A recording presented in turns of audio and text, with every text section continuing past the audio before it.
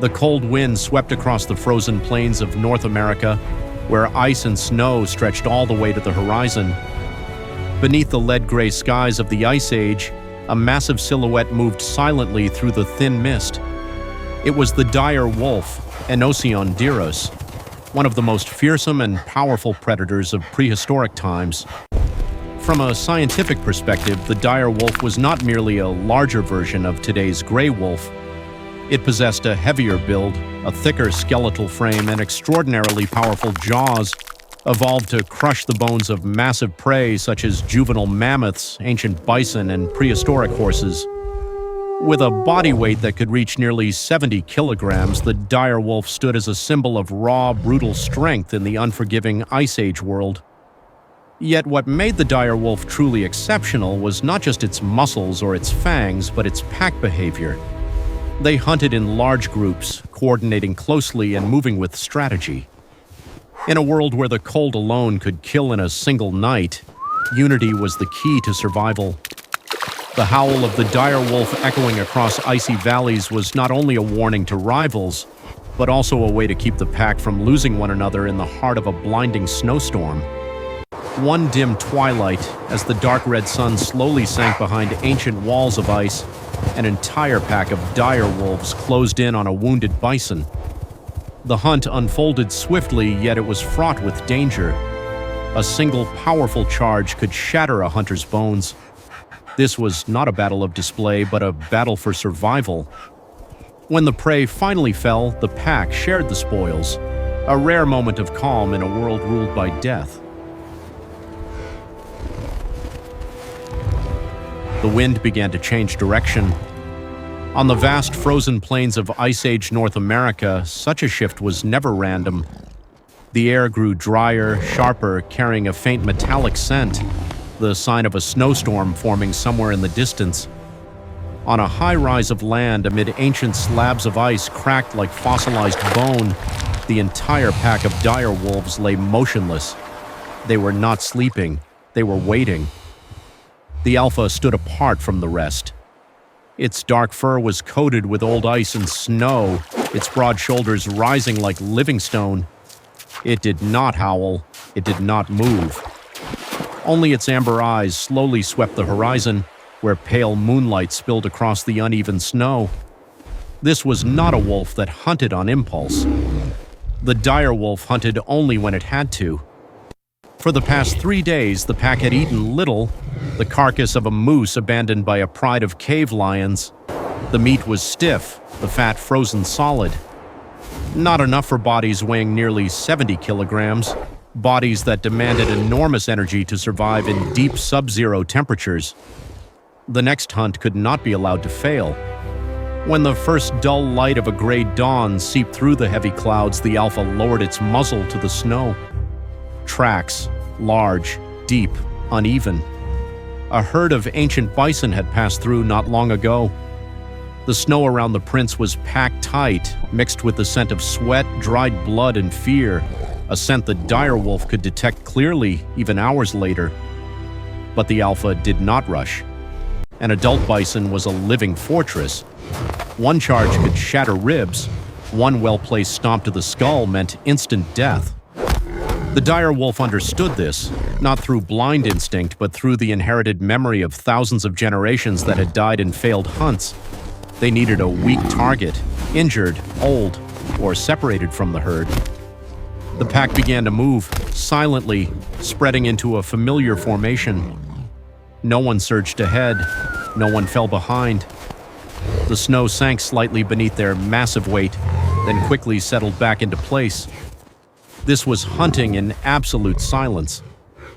Near midday, when the sun was little more than a pale blur behind thick clouds, the alpha stopped.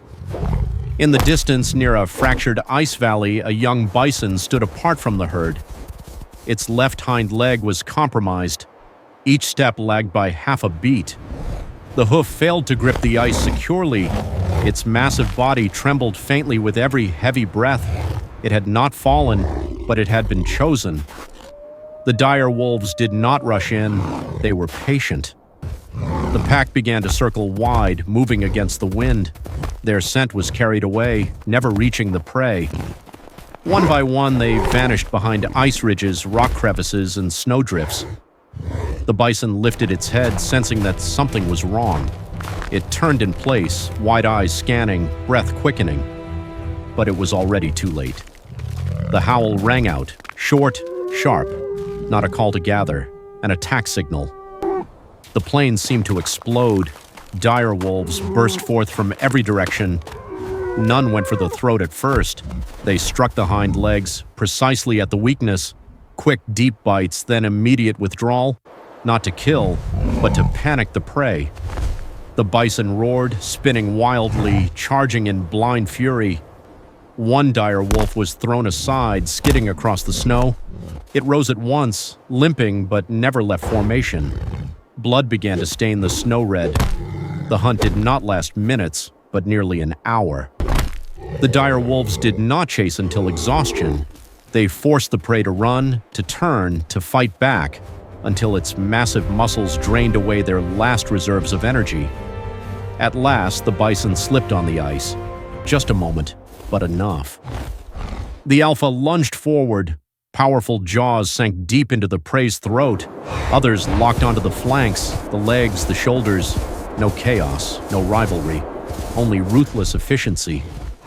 The roar weakened. Heavy breaths turned to a thin rasp, then ceased. When it was over, the dire wolves stood around the fallen bison, panting, their breath rising like smoke in the frozen air. They did not eat immediately. The alpha lifted its head and released a long, low howl that echoed through the valley, not to boast of victory, but to declare, tonight, the pack would live. They fed in order, the young, the injured, then the strongest. Bones were crushed beneath dire wolf jaws. The marrow, the most energy-rich part, was taken first before the meat could freeze solid. This was not greed, but survival strategy in a world where the cold showed no mercy for mistakes. In the distance, the wind rose again. Snow began to fall. The storm was coming. But tonight, the dire wolf pack had enough strength to endure it.